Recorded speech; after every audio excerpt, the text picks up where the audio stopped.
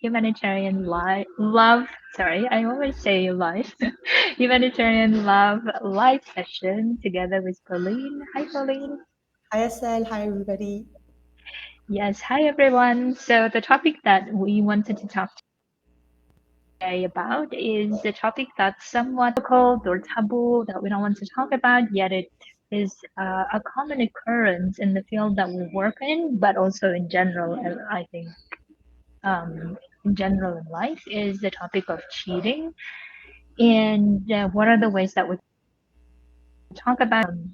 Propose this to Pauline to think about it, and we have both thought about our perspectives on these things, and then we'll just want to start the conversation around why that happens, and if we don't really want the results of it, what can we do to move on? And this is, I think, the two core questions that we want to cover. So, and before doing that, maybe also useful to think for every one of us what we mean by cheating when we say that, because I think every one of our cultural and many informed us as to what cheating constitutes, right? So maybe we'll start there and then we go on to talking about why that happens and what to do about it.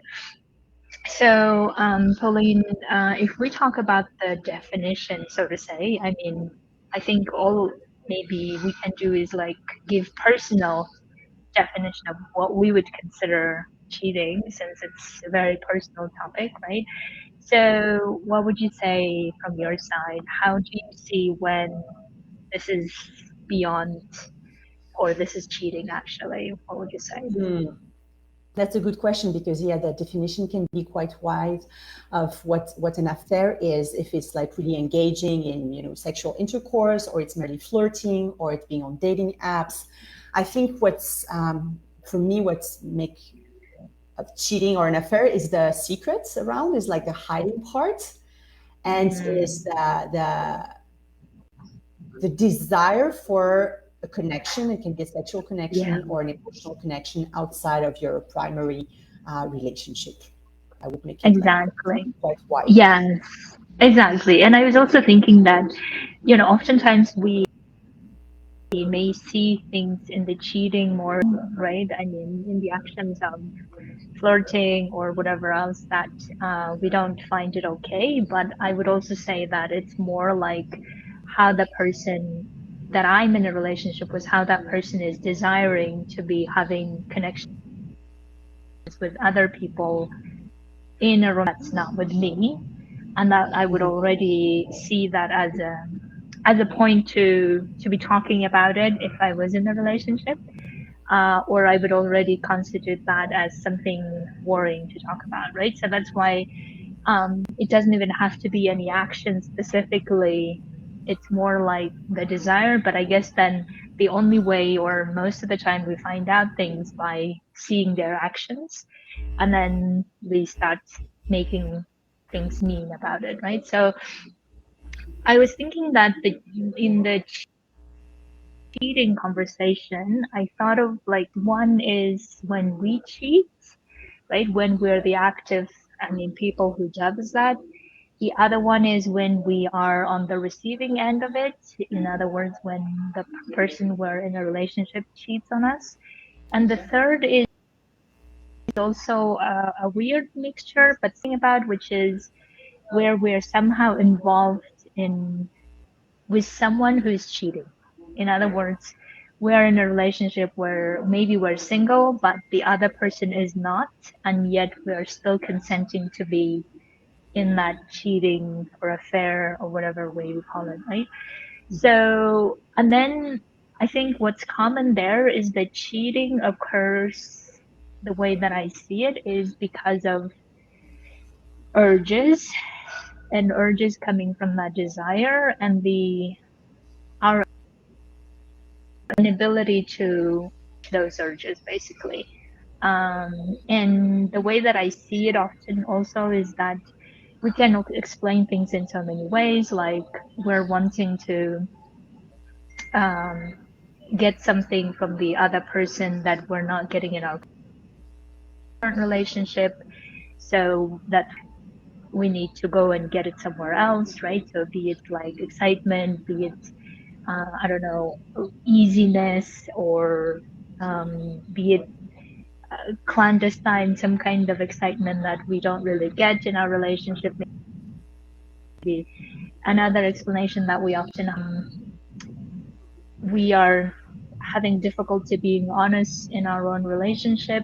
So maybe the relationship needed to be ended already a while ago, but we didn't have the courage to do that because we were again worried that how the other person will take it or how we will proceed. So therefore, we again explain that that's why we're cheating. So I guess there could be many explanations, but what's interesting I find in all the explanations that we have, the common pattern is because either we are wanting to seek some kind of a feeling of excitement or whatever, easiness, or we are avoiding some kind of a feeling, like being honest with our partner, or we are avoiding loneliness, right? This is another one as well. Or so some kind of a feeling that we have difficulty with, we're trying to cover by cheating and getting it somewhere else. This is, I think, what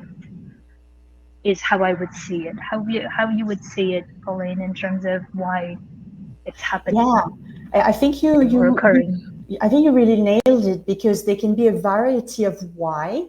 But yes, it comes to something that is unfulfilled. That's eventually we want to look in ourselves. Huh?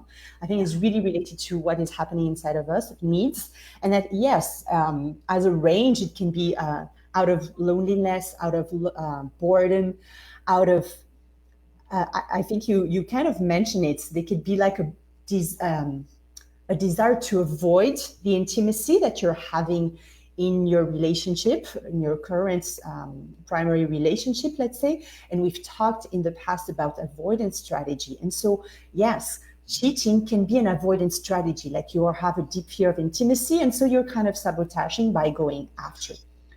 But it can be the opposite. It can also be that you don't feel that you're intimate enough with your partner and you're craving for more intimacy, and you have this idea that looking it and with somebody else you may be able to find it. So can be a desire to fulfill a need that is not met in your relationship, and that can be physical intimacy, that can be sexual chemistry that is not there anymore. That is often what we think of when we think of affairs, is like we're searching for the excitement, the novelty, the desire, the passion that maybe were off in our own relationship.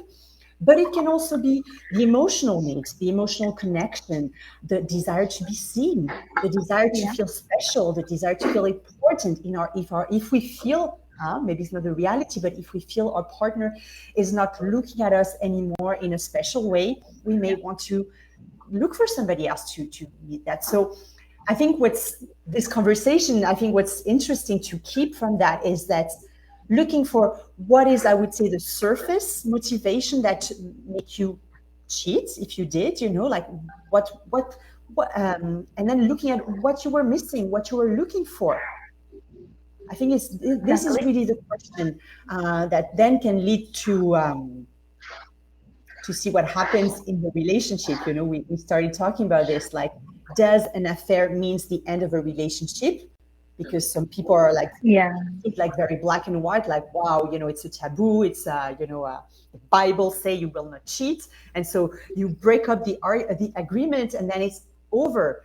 And so sometimes it can be really a moralistic, moral point of view. Sometimes it can be the trust is broken, but it doesn't have to be. I think this is also where we want to open the conversation about that. Um, it's important to look at the why there's been an affair, why there's been cheating in the first place, because it can lead to, okay, what do we do with it now? Does it mean that it's the end of the relationship or not? yeah, exactly. And also, I think the other reason why I want to talk about cheating, maybe also that I feel like when we're cheating, we have maybe many often this feeling of, well, I couldn't help it, but right, some type of I I had to do it, or how it is, or like some version of we have no control kind of an area. And I really wanted to look at it. What if that's only happening because we're not really talking about it and we're not really being honest about things, right? Because oftentimes cheating, I feel, happens communication, not being honest with each other. We're not really talking about what's we're missing. We're not really talking about what we're looking for, what we're wanting, maybe.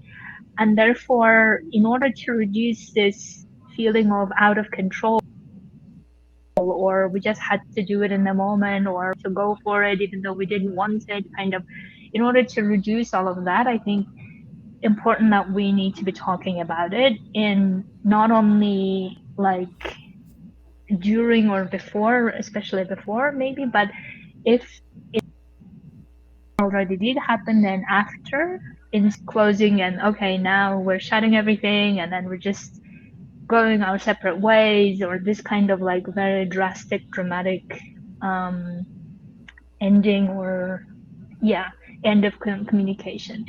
But I think what we're really advocating maybe is, let's not make it like a very judgmental situation that we're like, okay, this was like the worst thing ever can happen or whatever, but rather, okay, let's have a look what happened there, what's behind it, Mm-hmm.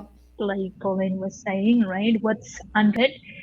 And even if we do decide in the end to end the relationship, for instance, at least let's have a conversation before and find out, or even if we cannot have a conversation, let's say with someone for whatever reasons, let's explore for ourselves how it was and what this experience did to us, how it shaped our perception of the reality now. Because oftentimes what we also see is that because of that experience, we tend not to go for another relationship very long, because we're now afraid that this will happen again. We make a lot of generalizations. We also make it mean that um, I shouldn't be trusted if we're the one who did the cheating, right? We make it mean like, okay, I'm this person, and then we start making a lot of judgments about ourselves.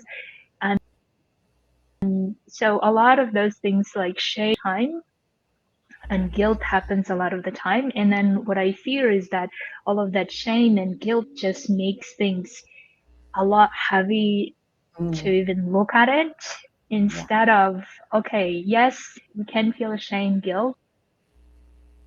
Yes, we're not thrilled about it, but we want to understand why we did it. We want to understand what was going on and what can we do next time so that we don't do it if we're the one who are doing it, right? Mm. What do you think, Colleen? Well, I think the key word here maybe is honesty. Is that Uh-huh. if there was a lack of honesty with ourselves, with our Yeah. desire, with our needs that were unmet, this is maybe the lack of honesty with ourselves and with our partner that led to this, to an affair, right? And so, yes, I think it's interesting to try to remove as much as possible the morale point of view, the black and white, the victim perpetrator narrative, because it is not helpful. I think this is always what we advocate for as life coaches, like taking the role of you're the bad guy, I'm the Yeah. good guy, or this happening to me, I have no power of it. This is not going to help you in life. So I think this is general like life coaching, like it's more like what can I do now? So as Asel was mentioning, yes, not holding on to the shame and on one side and to the judgment in the other side. And of course you're going to feel this, and it's not a problem that you feel this. It's just this not holding on. And I think the idea is like, because there were maybe a lack of honesty and a lack of awareness with what was happening inside ourselves and inside, our needs being met in the relationship, if an affair occurred, maybe it is the opportunity to have a conversation. Maybe it's an opportunity for you to look like, why did I do this? What was I looking for? That was not. So first, honesty with yourself, like both parts, and then honesty together, like maybe having the conversation that you've never had in years. And what is missing? What can we do differently? Do we want to keep walking this path together or not? right? And because I always see relationships are as mirror to what is happening inside of us, I think it can be an opportunity. Maybe it's not a happy opportunity. Maybe it's not an opportunity that we wish for. But if this happened, can we make it into an opportunity to learn more about ourselves, about our desires, about the way we communicate those desires? So yeah, this is honesty, opportunity, and avoiding into the blaming and shaming that will not help. That will not help you. That will not help your perpetrator. That the perpetrator. I mean the person, your partner. You see that? The sleeping talk. Yes, and Yeah, yeah, will not help you progress in the dynamic, and walk towards each other. exactly. Yes, and I was also going to say that, and the more we're not honest, what will often happen is that we keep like hanging on to our own stories of how bad everything is or whatever things that we come up with, and we keep blaming the other person or we keep blaming ourselves, and then we just don't seem to come out of this cycle fast to say faster, but we don't somehow want to come out of it because we feel like in order to process it, we need to just keep going through it and going through it, and maybe that's not really the best way to process it. Is I guess what I'm Mm. saying is, instead of doing that, instead of victim mindset, like you say, where we're just blaming the whole world or the other person or ourselves, instead of doing all of that, even though probably that will happen at some point, but be recognizing that, okay, if I don't blame the other person or myself, look at it, right? We said that we could look at, like, if we're honest, what's missing. We could have a look at all of those things. And also the other one is big for me is, how are the best ways to create trust now, that is broken, even if you're not restoring that trust with that person, because let's say you decided to end the relationship, you still need that trust to go to the next relationship, right? So that's why you may as well start learning and getting curious with yourself what that means now, having experienced this. How would you like to build that trust?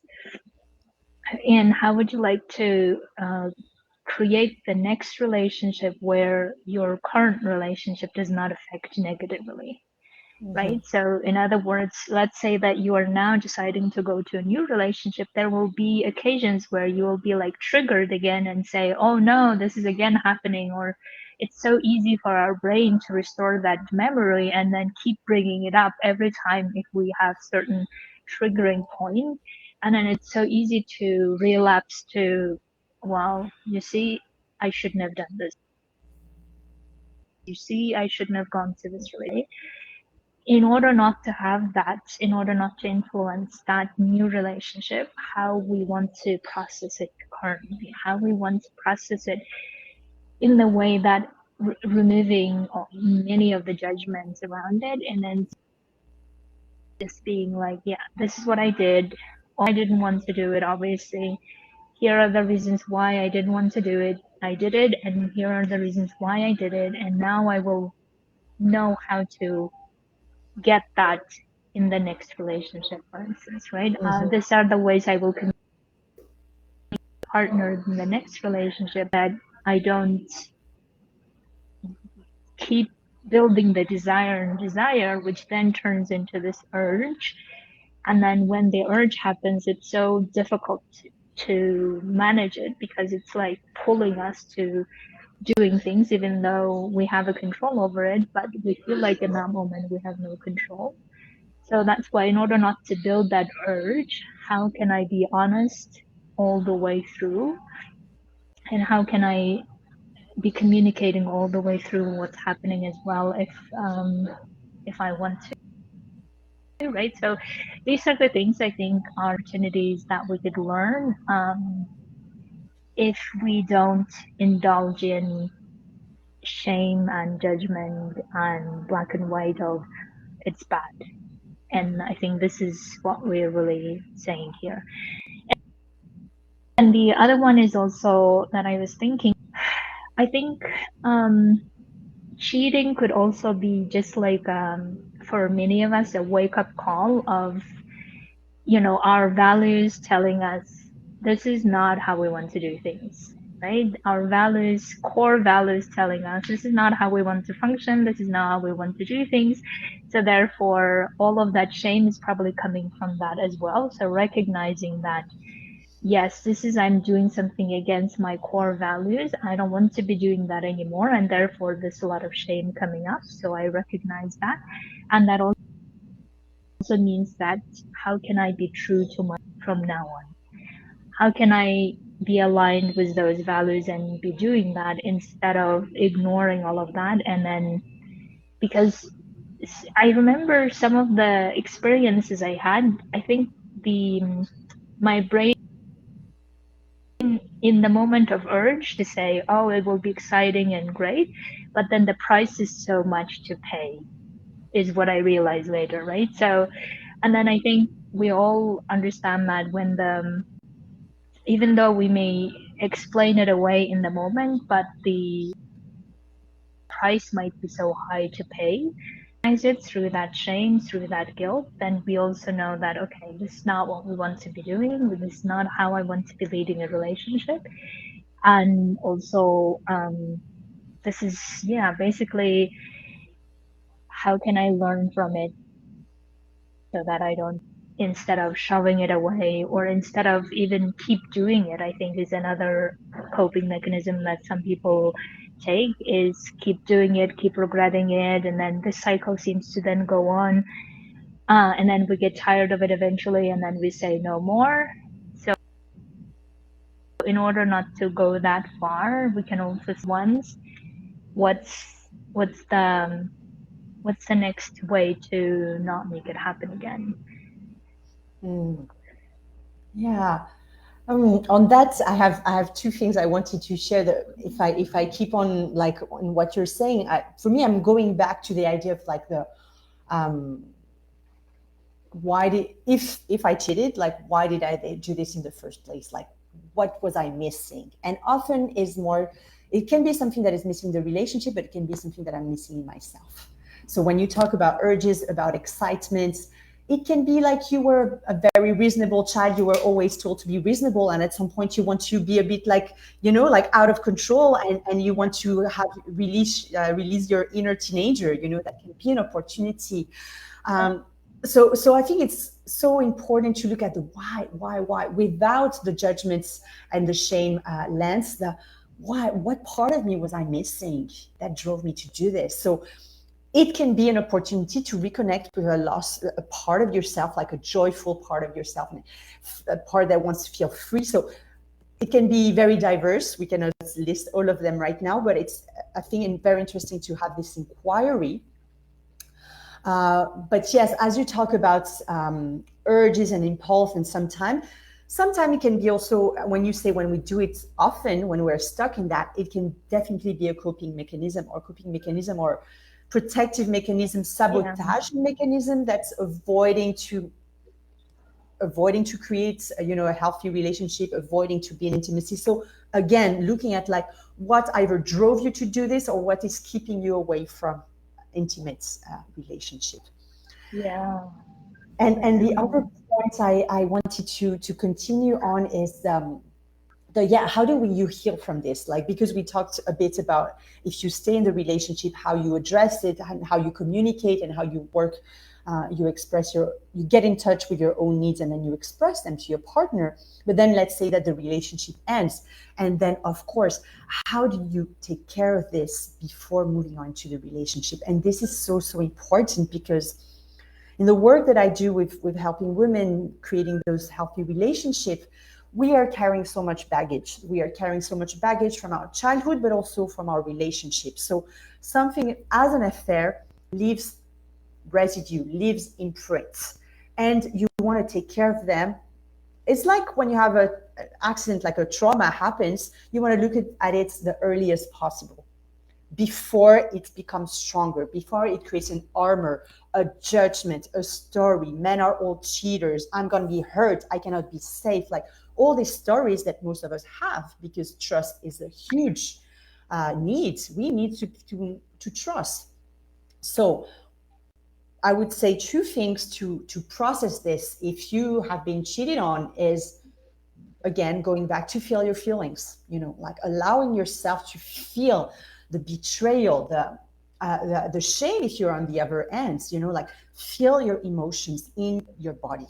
And maybe it's not easy. There's different way to do this, but feel your emotions. And then look at the thoughts that are coming. Look at the stories you're bringing. And there, you don't have to follow those stories. You don't need to fuel and to add on to the stories that it's about you. It's about your relationship. It's like, oh, I've been cheated again. I have so many women who have this narrative of men are cheating. Men are cheaters. Men cheat on me. Okay. Is this true? Because if you're bringing this with you, there's high probability that you're going to find yourself in this situation again. So you want to look at like, is this really true that 100% of men are cheating? I believe not. So you may want to change your beliefs around this. And it's not always easy, but I think it's important to notice what you are making it mean if this happened in both situations, and to decide what you want to think of to come in the next relationship with like a lighter baggage and not bringing it completely. Yeah, exactly. And also, I think the other one that is super important to consider is forgiving. And that's something that maybe we don't often talk about it, or we feel like if we forgive, that means the other person gets away with whatever they did and they shouldn't. And this kind of like very righteous way that we hold on to it. But oftentimes then we forget that forgiving is actually, it's never for the other person. So we never do it in order to make the other person justified or say their action is okay or whatever. We're not doing it. We're doing it because we want to lighten the burden that we're carrying, this heaviness of, or oh my God, I was cheated on, or whatever the story is. So forgiveness, in my experience, is the easiest, or no, I shouldn't say the easiest, but the best way to process things, the best way to not only accept but also say that you are capable of forgiving, letting go of things. You have looked at the issue to learn your lesson for yourself. You know what to do next, how to do next, but also you don't want to hold on to blaming feelings or things towards yourself, but also towards the other person. And this may not be a one-off thing. It can be like a thing that an exercise that you can do in a regular way. So the way that I do it often is like I think of all the things of what's happening and allowing those emotions to be there, but also closing it with it's okay that I can forgive now, or some version of whatever the thought that resonates with you, to have that conversation with yourself. And that way you can to go to the next relationship where it's no longer an issue, right? So this is, I think, something to, practice. I think it is so good. And forgiveness, compassion, and self-compassion. Because I want to talk about the one who cheated. Also, can you find forgiveness for what you did? Can you reconnect with like, I'm a human, I'm imperfect, I sometimes make mistake. Like in both situations, forgiveness and compassion and self-compassion, absolutely. Exactly, yes. So that's why, to sum up all of our conversation, I know that this is not maybe about, but I think we tried our best to show you how not to make it a even more taboo thing, or even the thing that somehow what's happening but we don't talk about it. Rather, let's talk about it, and talk about it also from the perspective of process through, how to go through, and then how to not make it an influential thing for our story, but rather this is one of the things that we experienced. Now we can, we can learn our lesson and move on to creating relationship in the way that resonates deeply, honestly with us, that we're ready to create. So thank you, Pauline, for being here, talking about it. Thank you, Esther. And yes, and anyone have questions, suggestions, or difficulty processing this experience, let us know. We're happy to coach you or address some of your topics here on live. Until then, have an amazing week and see you next Tuesday. Bye. See you next week. Bye, everyone.